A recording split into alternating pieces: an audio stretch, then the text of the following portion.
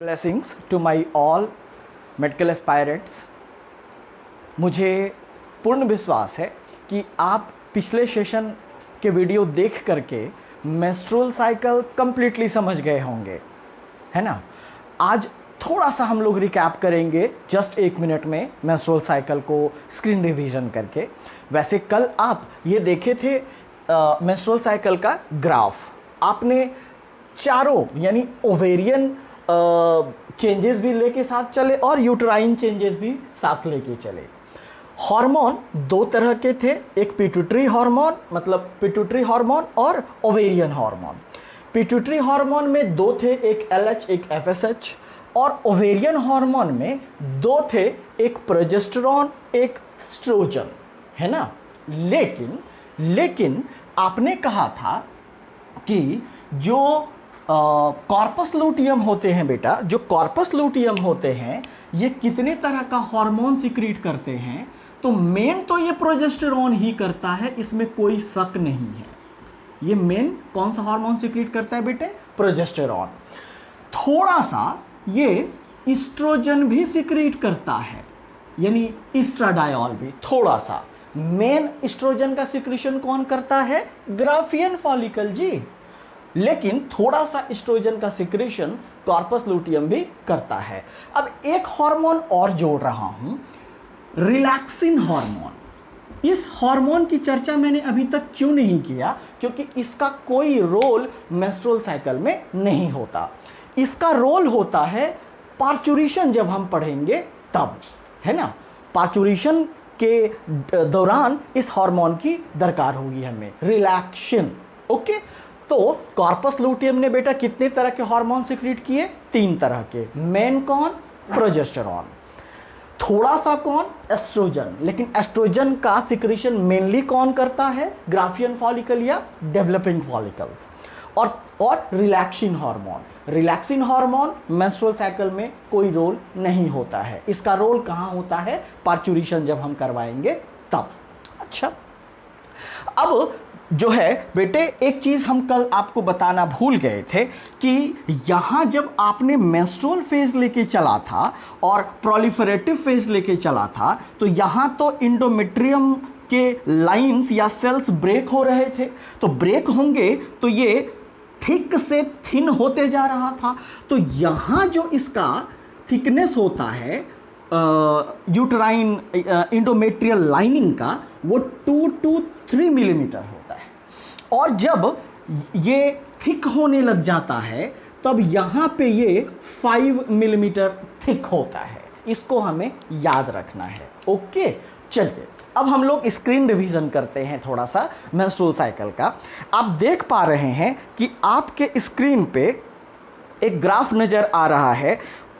उसमें सबसे ऊपर ओवेरियन साइकिल है। आप देख रहे हैं कि कैसे एक जो प्राइमरी फॉलिकल है वो लास्ट तक एल्बिकेंस में चेंज हुआ है। उसके बाद हमने एक और लिया है, इसमें बॉडी टेम्परेचर देख रहे होंगे आप।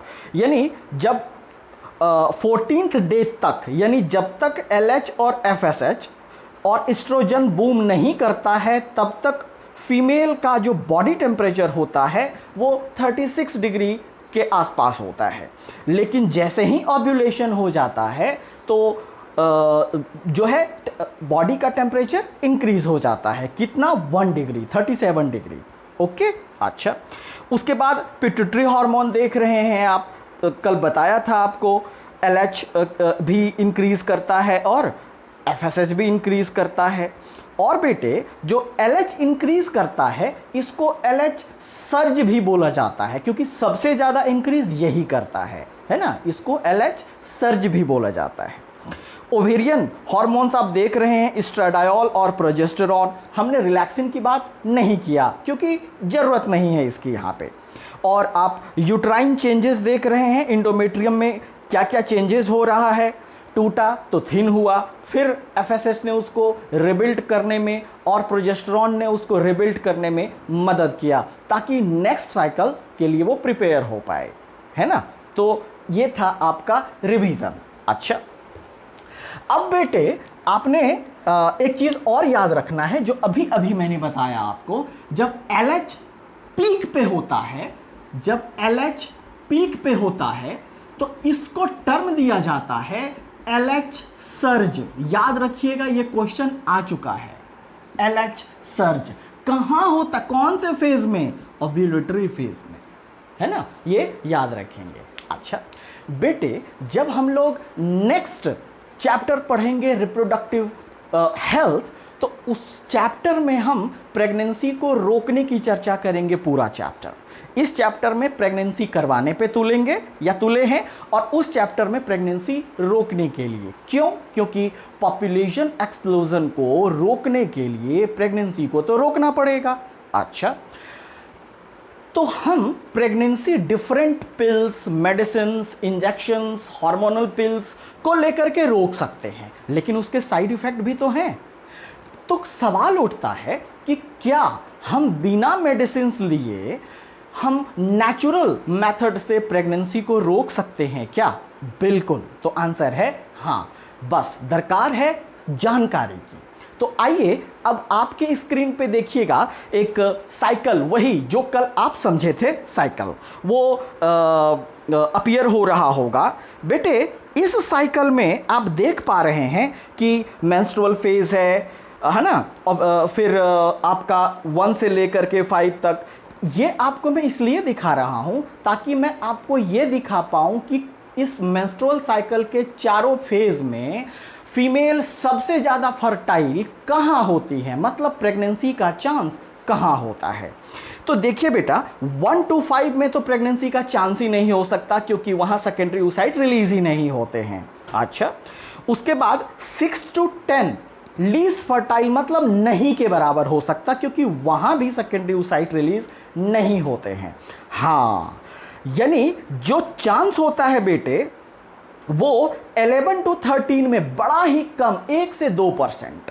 लेकिन जो सबसे ज़्यादा प्रेगनेंसी होने का चांस होता है वो होता है 14th to 15th डे। बेटे, आपको नहीं लगता कि अगर इस 2 दिन सेक्सुअल इंटरकोर्स या मैटिंग या क्वाइटस या कॉपुलेशन या फिजिकल रिलेशनशिप को अवॉइड किया जाए तो प्रेगनेंसी रुक सकती है ना ये बात। और बेटे, इसी 14th और 15th डे के पीरियड को बोलते हैं द फर्टाइल विंडो। याद रखना है इसको, द फर्टाइल विंडो बोला जाता है इसको। ओके, अच्छा, 16th to 17th डे थोड़ा सा पॉसिबिलिटी हो सकता है, क्योंकि किसी किसी फीमेल में देखा गया है कि जो सेकेंडरी oocyte होते हैं वो 24 के अलावा 48 डेज तक भी रहते हैं, बट इनके भी चांस बहुत कम हैं। और बेटे, 18 से लेके 28 डे तक तो सवाल ही नहीं उठता है, क्योंकि तब तक इंडोमेट्रियल का लाइनिंग थिक हो जाता है। ओके, तो जो नेक्स्ट चैप्टर में हम पढ़ेंगे उसका आंसर आपको यही मिल गया कि अगर हम 14th टू, या चलो 17th मान लेते हैं, अगर हम 14th to 17th डे तक अगर कॉपुलेशन न किया जाए तो प्रेगनेंसी नहीं होगा, है ना, ये बात है। तो ये आपने रिकैप किया, आई होप कि आप समझ गए होंगे। अच्छा, अब बेटे हम लोग देखेंगे छोटा सा टॉपिक मेनोपॉज, और फिर हम लोग आज का मेन टॉपिक स्टार्ट करेंगे ओएस्ट्रस साइकिल। ओके, तो आइए अब हम लोग चलते हैं मेनोपॉज की तरफ।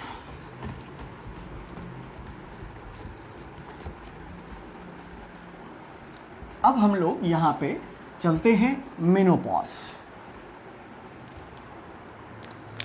छोटा सा टॉपिक है, इसको हम लोग जल्दी से निपटाएंगे। मेनोपॉज, नाम ही तो सब कुछ कह रहा है बेटे।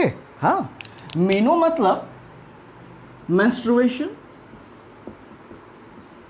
और पाउस मतलब पाउसिस, और पाउसिस मतलब होता है सिसेशन, मतलब स्टॉप, है ना। सिसेशन मतलब क्या होता है बेटे? स्टॉप।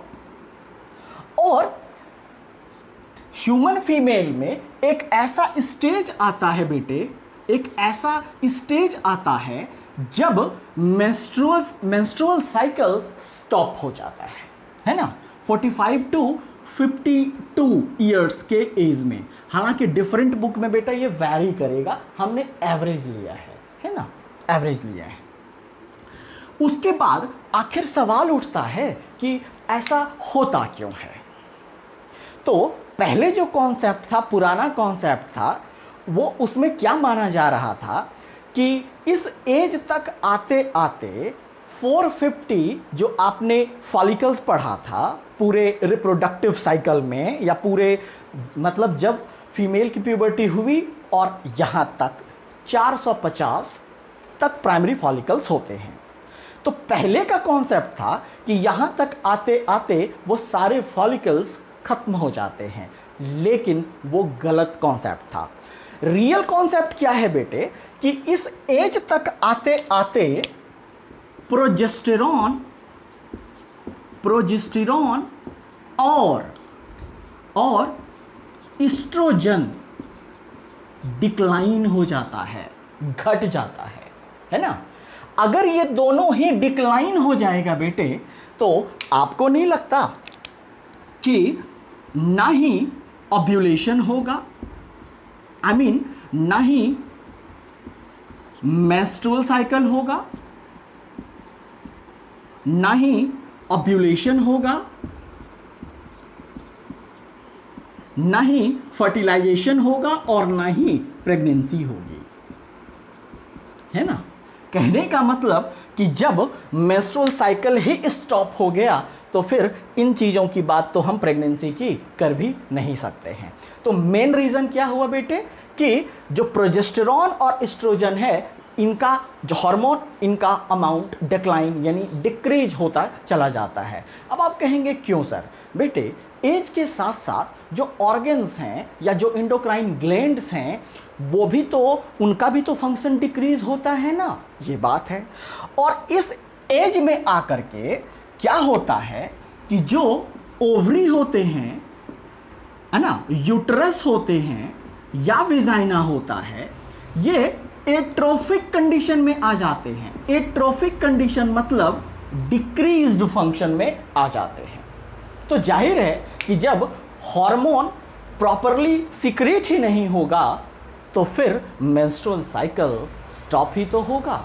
आप पूछेंगे सर क्या ये एक स्टॉप होता है? तो नहीं। अब मान लो कि कोई फीमेल 50 इयर्स तक आ गई, तो 50 इयर्स तक आते आते उनके कुछ साल या 1-2 महीना 4 महीना पीछे तक वो एब्रप्टली कभी होगा कभी नहीं होगा, कभी ज़्यादा कभी कम, कभी ड्यूरेशन, यानी इसको बोलते हैं एब्रप्टली एंडिंग। तो जब भी मेंसेस यानी मेंस्ट्रुअल साइकिल का सिसेशन होता है, स्टॉप होता है, तो वो एब्रप्टली एंड होता है, एकाएक एंड नहीं होता है। समझ में आया? ये बात है। अच्छा बेटे, इनके कुछ सिम्टम्स होते हैं। कैसे समझेंगे कि मेनोपॉज आ चुका है ना? सिम्टम्स होते हैं क्या क्या इसमें होते हैं, जैसे कि इसमें साइकोलॉजिकल प्रॉब्लम होता है, फीमेल थोड़ी सी डिप्रेशन में आती हैं, हॉट फ्लैशेस होता है। हॉट फ्लैशेस मतलब गर्मी लगना, है ना, ज़रूरत से ज़्यादा गर्मी लगना। उसके बाद मूड स्विंग्स होगा, मतलब कभी गुस्सा और कभी जो है ठीक। कुछ साइकोलॉजिकल प्रॉब्लम भी देखा गया है, कभी कभी साइकोलॉजिकल प्रॉब्लम भी देखा गया है ना। तो ये सब सिम्टम्स होते हैं। अच्छा एक बात और, चूंकि एस्ट्रोजन मेनोपॉज में निल हो जाता है आते आते। कौन बेटा? एस्ट्रोजन आते मतलब क्या हो जाता है? निल हो जाता है। तो फीमेल के बॉडी में ना थोड़ा सा टेस्टोस्टेरोन भी सिक्रीट होता है, एकदम थोड़ा सा टेस्टोस्टेरोन। बेटे तो टेस्टोस्टेरोन तो मेल सेक्स हार्मोन है।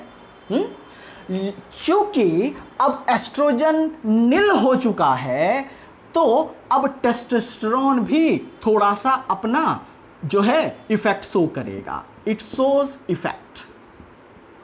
तब आप पूछोगे सर पहले क्यों नहीं दिखा रहा था? अरे भाई एस्ट्रोजन डोमिनेंट था, इसने इसको अपना जो है कैरेक्टर दिखाने नहीं दिया, है ना, ये बात है।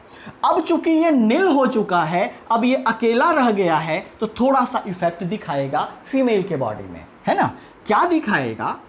सम फेशियल हेयर होंगे, है ना, फेस पे कुछ हेयर्स आ जाएंगे। समझ में आया? और ये मेनोपॉज में ही होता है बेटे। मेनोपॉज क्यों हुआ? क्योंकि प्रोजेस्टेरॉन और एस्ट्रोजन डिक्लाइन हो गया, घट गया, है ना। और प्रोजेस्टेरॉन एस्ट्रोजन डिक्लाइन हो गया तो फिर जाहिर है मेंस्ट्रुअल साइकिल नहीं होगा, ओव्यूलेशन नहीं होगा, जाहिर है प्रेगनेंसी नहीं होगी। क्या क्या होंगे जो समझेंगे कि हम मेनोपॉज हो गया? जाहिर है मेंस्ट्रुअल साइकिल तो नहीं ही होंगे, डिप्रेशन में थोड़ा होंगी, हॉट फ्लैशेस होगा, मतलब गर्मी ज़्यादा लगेगा, मूड स्विंग्स होंगे, कभी बहुत ज़्यादा गुस्सा, कभी थोड़ा, कुछ साइकोलॉजिकल प्रॉब्लम्स होंगे थोड़े से। और चूंकि एस्ट्रोजन नील हो जाता है तो जो फीमेल के बॉडी में थोड़ा सा पहले से टेस्टोस्टेरोन रहता है वो कुछ इफेक्ट दिखाता है। और क्या इफेक्ट? फेशियल हेयर अपीयर होते हैं वहां पे। ओके, तो ये था हमारा मेनोपॉज। अब सवाल उठता है कि क्या इन चीजों को ठीक किया जा सकता है? यस, ठीक किया जा सकता है, इन चीजों को ठीक किया जा सकता है। क्यों? तो डॉक्टर्स रेकमेंड सम हॉर्मोन्स या हार्मोनल पिल्स, इसको लेकर के ये ठीक किया जा सकता है। लेकिन ये साइड इफेक्ट बहुत करवाते हैं, इसीलिए ये मतलब टाइम बीइंग ये खुद ठीक हो जाते हैं, इसीलिए हार्मोन लेने की मतलब आर्टिफिशियल हार्मोन लेने की कोई ज़रूरत नहीं होती है। ओके, तो ये था बेटा मेनोपॉज। अब आज का मेन टॉपिक ओएस्ट्रस साइकिल देखते हैं हम लोग। अब देखते हैं हम लोग ओएस्ट्रस साइकिल। ये मेन टॉपिक था आज का, बट हमने रिवीजन किया उसके पहले। आइए बेटा देखते हैं कि ओएस्ट्रस साइकिल क्या है। ओएस्ट्रस cycle is a main reproductive cycle of non primates,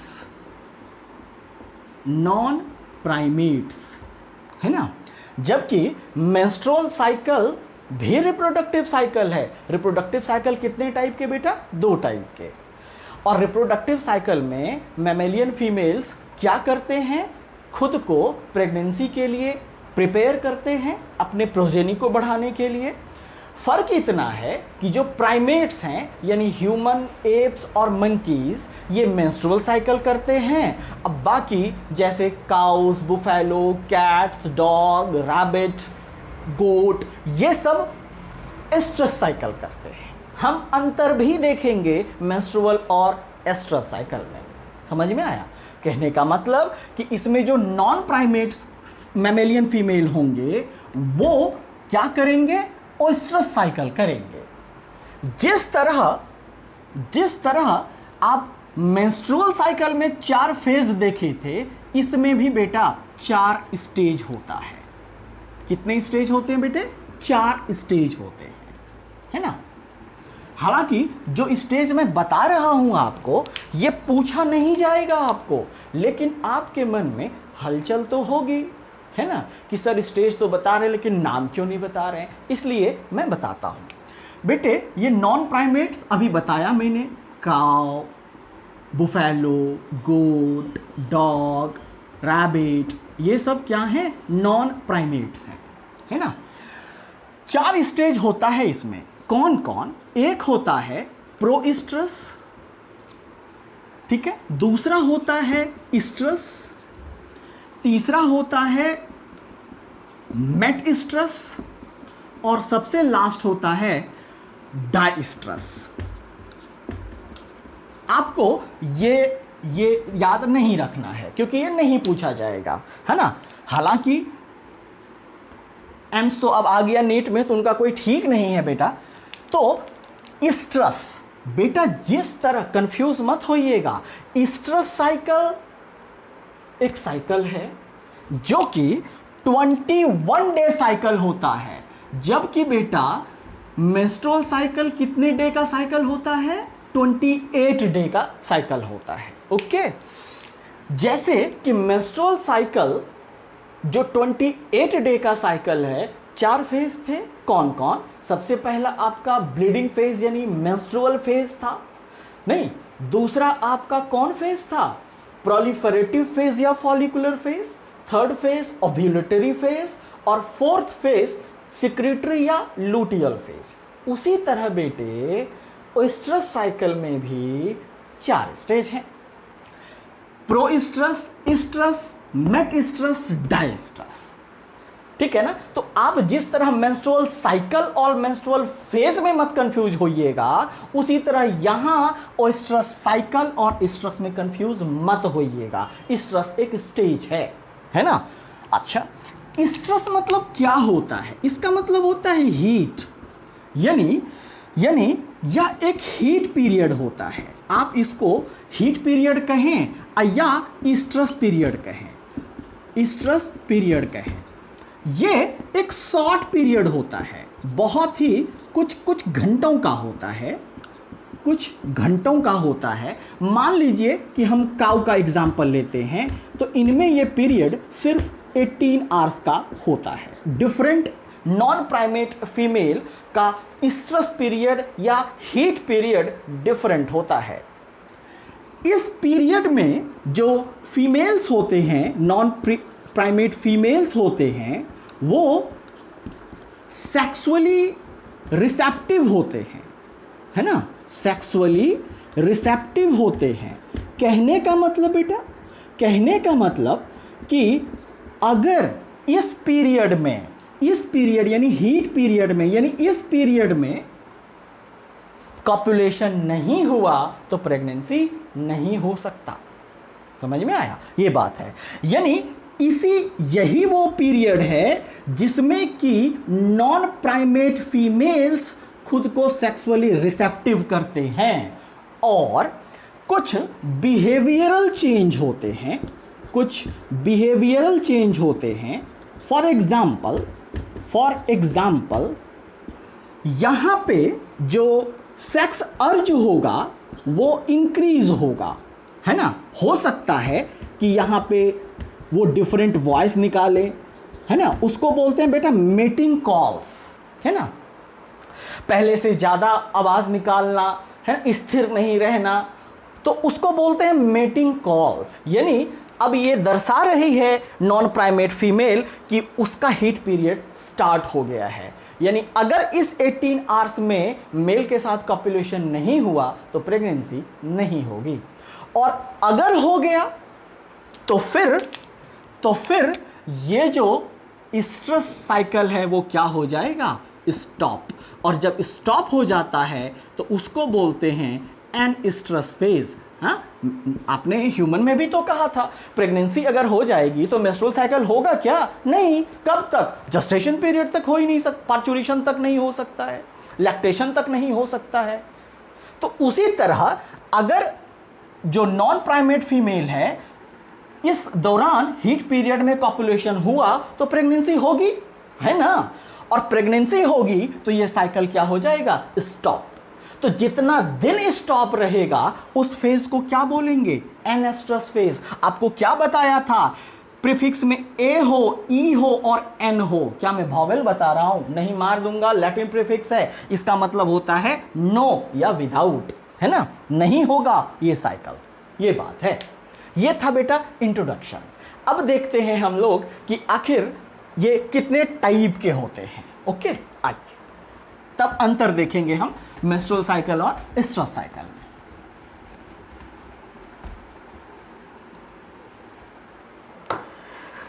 बेटे अगर नॉन प्राइमेट फीमेल में अगर एक इस्ट्रस साइकिल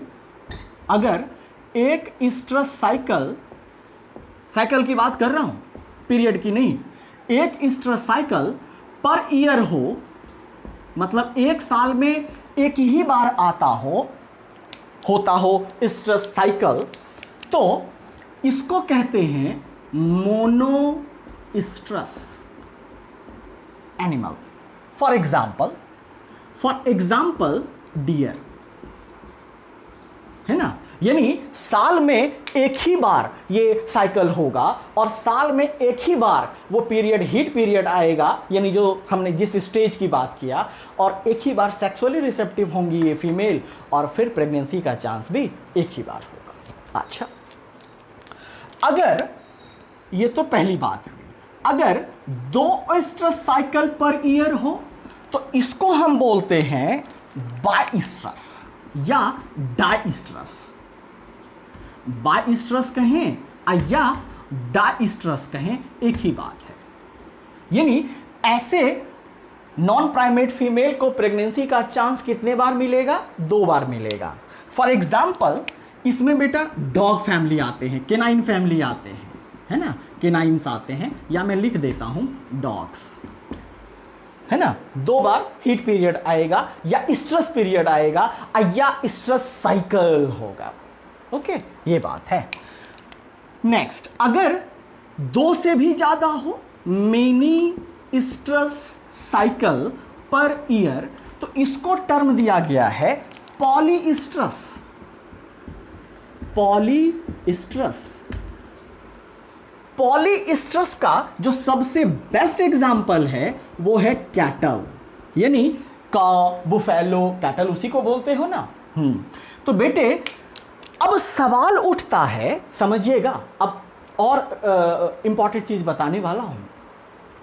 क्या ये जो 1 साइकिल, 2 साइकिल और मेनी साइकिल होंगे, ये क्या सीजन पे भी डिपेंड करता है? ऑफ कोर्स, सीजनल ब्रीडर्स भी तो होते हैं जो कि एक पर्टिकुलर सीजन में ही ब्रीड करते हैं, है ना। उसका भी एग्जांपल लेंगे बेटा। तो कैटल, मेनली इसमें कैटल आ जाएंगे, काव आ जाएंगे, बुफेलो आ जाएंगे, है ना।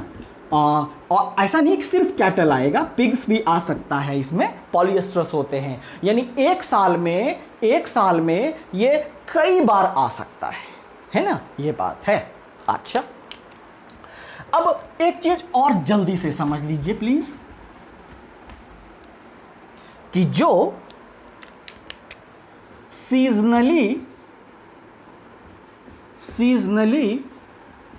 पॉलीस्ट्रस ब्रीडर होते हैं, इसको 2 भाग में बांटा गया। एक पहले शॉर्ट ले लीजिए, शॉर्ट डे ब्रीडर, और एक लॉन्ग डे ब्रीडर। कहने का मतलब कि अभी हम जिनका एग्जाम्पल लेंगे होंगे वो पॉलीस्ट्रस ही, लेकिन जैसे बेटा काव, तो काव भी पॉलीस्ट्रस है ना। मतलब साल में 1 से ज्यादा बार प्रेगनेंसी हो सकता है, लेकिन इसमें हम उनका ले रहे हैं कि होगा पॉलीस्ट्रस, लेकिन वो पॉलीस्ट्रस कंडीशन एक सीजन, पर्टिकुलर सीजन में आएगा। मे बी ठंडा में आए, मे बी गर्मी में आए, है ना। यानी अगर आप शॉर्ट डे ब्रीडर की बात करते हो बेटा, तो इनका वो पीरियड यानी कब आएगा, तो वो आएगा फॉल सीजन जिसको बोलते हो, या विंटर सीजन बोलते हो, है ना। क्यों? क्योंकि उसमें दिन छोटा होता है। और जो लॉन्ग डे ब्रीडर होंगे बेटा, ये उसमें वो कब होता है, या तो स्प्रिंग सीजन में, या उसको समर आप कह सकते हो इंडिया में, है ना। क्यों? क्योंकि जो गर्मी का दिन होता है वो लंबा होता है, होंगे पॉलीस्ट्रस ही, है ना। ये बात आपको याद रखनी है। अच्छा, कौन आते हैं इसमें? तो शॉर्ट डे में आता है बेटा, जैसे एग्जांपल ले लेते हैं, सीप, गोट, है ना। ये सब कब आते हैं बेटा जी? शॉर्ट डे ब्रीडर में, है पॉलीस्ट्रस ही, कंफ्यूज मत होइएगा। अरे भाई ऐसे समझो ना कि काऊ भी पॉलीस्ट्रस है, लेकिन उनके लिए सीजन मायने नहीं रखता है, वो सीजनल ब्रीडर नहीं है, ठीक है, वो भी पॉलीस्ट्रस हैं। लेकिन ये जो हैं ये भी पॉलीस्ट्रस हैं, लेकिन इनके लिए सीजन मायने रखता है। इस जो विंटर का सीजन होगा, इसी में कई बार स्ट्रेस साइकिल हो जाएगा। तो बताओ पॉलीस्ट्रस हुआ कि नहीं? समझ में आ रहा है कि नहीं आ रहा है, कि उड़ रहा है? अच्छा, इसमें जो एग्जाम्पल लेंगे बेटा जी हम, जैसे हॉर्स का लेंगे, हैमस्टर्स का लेंगे, ये भी पॉलिएस्टर्स ही हैं, ये भी पॉलिएस्टर्स ही हैं, लेकिन इन लोगों के लिए सीजन मायने रखता है, इन लोगों के लिए सीजन मायने रखता है, और इसीलिए ये सभी क्या हैं? सीजनल ब्रीडर हैं बेटे जी, सीजनल ब्रीडर हैं। समझ में आया? और सीजनल ब्रीडर में आपको मैं शुरू में ही बता चुका हूं क्या, कि इनके मेल के जो टेस्टिस होते हैं, वो स्क्रोटम में ना होकर के एब्डोमिनल कैविटी में होते हैं, और जैसे ही ब्रीडिंग सीजन होता है उनके टेस्टिस स्क्रोटम में डिसेंड हो जाते हैं। ओके, अब देखते हैं हम लोग difference between menstrual cycle and stress cycle. अब स्टार्ट करते हैं हम लोग स्ट्रेस साइकिल और मेंस्ट्रुअल साइकिल में डिफरेंस। ओके, वैसे तो डिटेल्स मैंने बता दिया आपको, बट अंतर भी हम देख सकते हैं, अच्छे से समझेंगे हम लोग। बेटे, ओएस्ट्रस साइकिल सिर्फ और सिर्फ नॉन प्राइमेट मैमल्स में होगा, जबकि मेंस्ट्रुअल साइकिल सिर्फ प्राइमेट मैमल्स में होगा। यानी इसमें ह्यूमन होंगे, एप्स होंगे और मंकीज होंगे, है ना, ये प्राइमेट्स हैं। और नॉन प्राइमेट मैंने अभी बताया आपको, काऊ, बुफेलो, डॉग, कैट, सीप, रैबिट, डियर, हॉर्स, ये सब नॉन प्राइमेट हैं। ओके, अच्छा, अगली बात, ओएस्ट्रस साइकिल जिसमें होता है या इस दौरान एक या कई फॉलिकल्स मैच्योर हो सकते हैं। कहने का मतलब कि एक से ज़्यादा सेकेंडरी oocyte भी बन सकते हैं, और यही रीज़न है कि जो ओएस्ट्रस साइकिल करने वाले एनिमल्स हैं, यानी नॉन प्राइमेट एनिमल्स हैं, इनके एक से ज़्यादा बेबीज भी होते हैं। ये एक फॉलिकल मैच्योर होता है, यानी ग्राफियन फॉलिकल, और वो सेकेंडरी oocyte रिलीज करता है ना। अच्छा, ओएस्ट्रस साइकिल एक 28 डे का साइकिल है, सॉरी 21 डे का साइकिल है, जबकि मेंस्ट्रुअल साइकिल 28 डे का साइकिल है, ये हमें भी पता है। अच्छा, कॉपुलेशन सिर्फ और सिर्फ उस स्ट्रेस पीरियड या हीट पीरियड में ही हो सकता है। जैसे मैंने काऊ का एग्जांपल लिया, 18 to 21 आवर्स होते हैं, सिर्फ उसी में हो सकता है, फिर कोई अर्ज नहीं होगा, कोई मेटिंग कॉल्स नहीं, वो बिहेवियरल चेंज नहीं करेंगे, है ना। इसीलिए इसमें जो सेक्स अर्ज होता है या डिमांड होता है वो इंक्रीज हो जाता है, किनमें? नॉन प्राइमेट्स में या ओएस्ट्रस साइकिल में। जबकि प्राइमेट्स का कोई भी ये टाइम निश्चित नहीं होता है, they can have copulation any time. अच्छा, ओएस्ट्रस साइकिल, ये दोनों पॉइंट बेटे मेन इंपॉर्टेंट पॉइंट है, ये दोनों, है ना। क्या कि नॉन प्राइमेट्स के ओएस्ट्रस साइकिल में कोई ब्लीडिंग फेज नहीं होता, कोई ब्लीडिंग नहीं होता, जबकि मेंस्ट्रुअल साइकिल में ब्लीडिंग फेज यानी मेंस्ट्रुअल फेज होता। क्यों नहीं होता है ब्लीडिंग फेज? आप कहेंगे सर कि इनके इंडोमेट्रियल लाइनिंग टूटते नहीं हैं क्या? टूटते हैं, लेकिन इंडोमेट्रियल सेल या लाइनिंग रीएब्जॉर्ब हो जाता है यूट्रस में भी। टूटते हैं लेकिन पुनः अवशोषित हो जाते हैं, इसीलिए ब्लीडिंग फेज नहीं होता है। जबकि प्राइमेट मैमल्स में इंडोमेट्रियल लाइनिंग टूटते हैं और मेंस्ट्रुअल फ्लो के रूप में लॉस्ट हो जाते हैं, है ना। ये क्या होता है? लाइनिंग लॉस्ट या पास आउट हो जाते हैं मेंस्ट्रुअल फ्लो के रूप में। ओके, तो ये था आपका ओएस्ट्रस साइकिल और मेंस्ट्रुअल साइकिल में डिफरेंस। मैं आशा करता हूं कि आपको ये बिल्कुल ही समझ आ गया होगा। ओके, तो आज हम इतना ही करेंगे। नेक्स्ट सेशन हम स्टार्ट करेंगे फर्टिलाइजेशन। Thank you.